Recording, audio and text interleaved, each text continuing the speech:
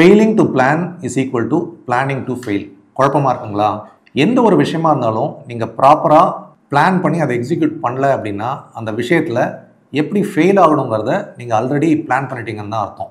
இது 100க்கு 100 உங்களோட பர்சனல் ஃபினான்ஸில் அப்ளிகபிள். நம்ம எல்லாருமே நம்மளோட பர்சனல் ஃபினான்ஸை ப்ராப்பராக பிளான் பண்ணுறோமா அப்படின்னு கேட்டிங்கன்னா ஆன்சர் இஸ் நோ. நம்ம பிளானிங்கிற பார்ட்டையே மறந்துடுறோம், டைரெக்டாக இன்வெஸ்ட்மெண்ட்ஸுங்கிற விஷயத்தில் இறங்கிடுறோம்.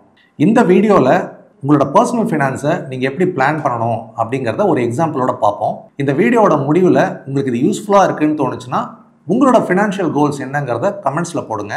அதை எப்படி பிளான் பண்ணணுங்கிறத நான் என்னோட அப்கமிங் வீடியோஸில் சொல்கிறேன். நம்ம எல்லாருக்குமே நம்மளோட குழந்தைங்களோட ஹையர் எஜுகேஷன் ரொம்ப முக்கியமான ஃபினான்ஷியல் கோல்.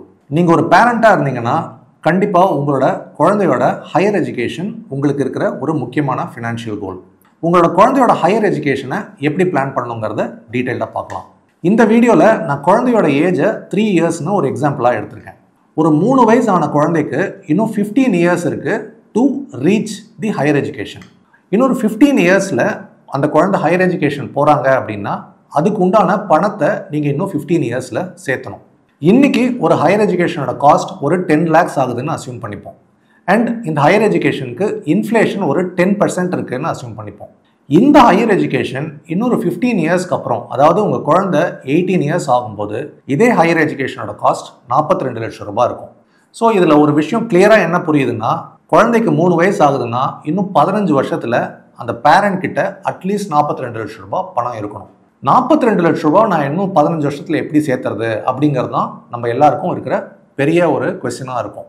இந்த 42 lakhs-ஐ எப்படி ஈஸியாக இன்னும் 15 இயர்ஸில் சேர்த்த முடியுங்கிறத நான் இப்போ சொல்கிறேன்.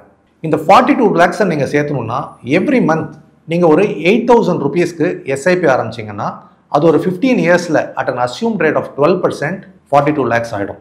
ஸோ உங்கள் ஃபினான்ஷியல் கோல், அதாவது உங்கள் குழந்தையோட ஹையர் எஜுகேஷனை இன்னொரு 15 இயர்ஸில் நீங்கள் அச்சீவ் பண்ணணும்னா, நம்ம இப்போ பார்த்த எக்ஸாம்பிளில் குழந்தையோட ஏஜ் இஸ் 3 இயர்ஸ். என்னோட குழந்தைக்கு 5 வயசு ஆகுது இல்லை 8 வயசு ஆகுது அப்படிங்கிற மாதிரி இருந்ததுன்னா நீங்கள் இந்த டேபிளை ரெஃபர் பண்ணுங்கள். இந்த டேபிளில் உங்கள் குழந்தையோட ஏஜ் எதுவாக இருந்தாலும் அதுக்கு உண்டான ப்ரொஜெக்ஷனை நான் டீட்டெயிலாக கொடுத்துருக்கேன். நம்ம இப்போ பார்த்தது உங்கள் குழந்தையோட ஹையர் எஜுகேஷனை நீங்கள் எப்படி பிளான் பண்ணணுங்கிறது தான். ஆனால் உங்களோட ஃபினான்ஷியல் கோல் எதுவாக வேணா இருக்கலாம், அதை கமெண்ட்ஸில் கொடுங்க. நம்ம ஃபர்தர் வீடியோஸில் டீட்டெயில்டாக பார்க்கலாம்.